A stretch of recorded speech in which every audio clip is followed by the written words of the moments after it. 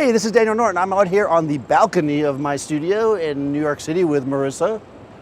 I want to talk today about separating your subject from the background. A couple different ways to do it. The first way we're going to talk about is using depth of field. So essentially I'm out here on the balcony. It's kind of the worst time of day to be out here. It's hot and the sun's in a bad position. So I'm going to use a softbox to create nice even light on Marisa. But I'm going to start off by shooting pretty close down. I'm going to shoot it like f/16. This is like what you might want to do if you're trying to show the environment. So if we want to put somebody up here and we want to show, that we're in the city, or we want to show a location. But you'll see, if you look back there, that there's some ugly construction, and we don't want that construction in our shot. But I'm going to shoot f/16 to start off, and we'll see what it looks like. So let me get my light meter.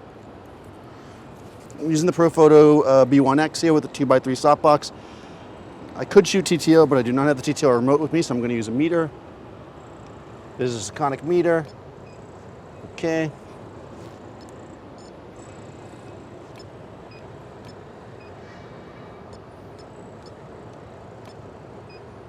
Cool, that's about 16. So, again, I'm at 16, f/16, 100 ISO. I'm gonna do kind of a relatively tight shot here. Right, yep, bring your face down like this. Good, okay. Get a focus on her there. Good. Nice. Okay, so we can see that she's lit up with nice soft light on her. She looks pretty good. You look pretty good. You gotta tell them all that. But you can see all that junk behind her, right? All that blues back there. The color doesn't bother me, but the fact that you can see it's scaffolding in somebody's lunch from last week or whatever's out there, who knows, right? So what we're gonna do is we're gonna open up the lens. And since I'm only shooting a portrait of Marisa, I don't see need to see her whole face super sharp in focus. I'm just gonna open up all the way. And one cool thing about this Hasselblad is that when you go to this menu here, the touchscreen menu, it gives you the EV number of your exposure. So I'm seeing I'm at 13.7. So I'm going to use that because I'm going to go down to all the ways wide open, and then I'm just going to dial back my shutter speed until I get my EV back to 13.7. Super convenient. So 12/50th of a second, 3.2. Now, of course, the flash needs to be lowered in power by about 4 stops to match up with it. I'm using the controller to do that. We'll do another quick meter reading. Because, of course, the flash power is not affected by the shutter speeds, so 4.3, it's still a bit much.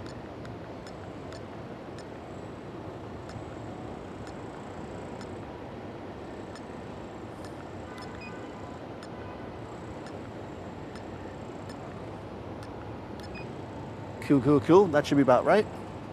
3.2 is one of those weird kind of exposures, and we're in the middle, so we'll see. And that's good. Chin down a smidge. That's perfect. Focusing. Nice. Cool. Now we can see background nice and blurry. In fact, the fact that the sky behind her actually works, that there's some blue back there. It makes it kind of look interesting. We still see Marisa. She still looks great. You look great. And I think this is a much more flattering way to shoot in this location. So I'll shoot a few more because, it's always good to shoot more than one picture. Unless you're shooting 8x10, then it's very expensive. All right, here we go. I'm picking my focus spot here to where I like. We're going to shoot a couple. Nice, one more. Keep your chin slightly down. Good. Right there. She's got to watch her chin position, because if it goes too high, we might start getting the softbox in the shot. You saw that one. So we're going to remember the angle of the softbox versus her sunglasses is important. Good, down a bit. Good, right there, this way.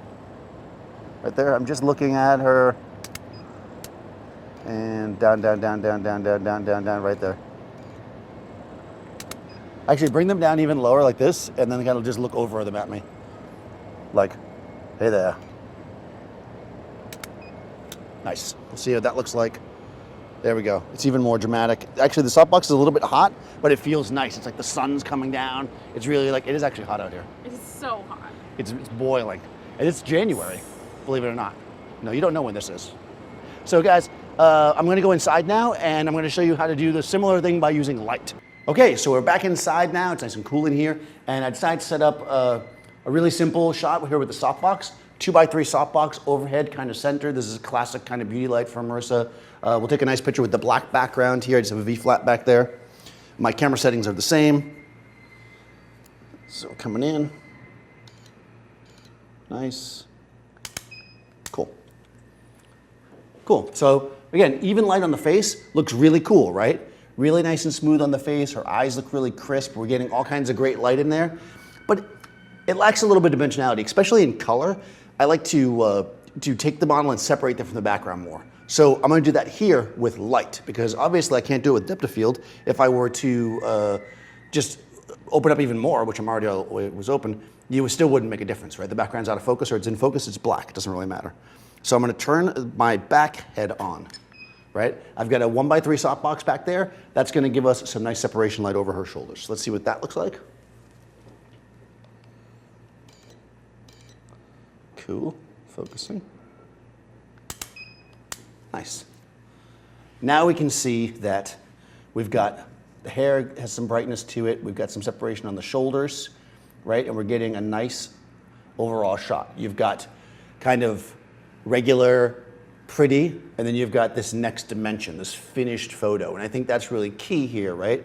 Is if you're going to separate your work from other people, you want to take it to that next level. And if you're in the studio especially, you could throw one big light up or use the light coming through the windows or whatever, but adding that extra light in the background to kind of separate her out is definitely going to raise the work to the next level.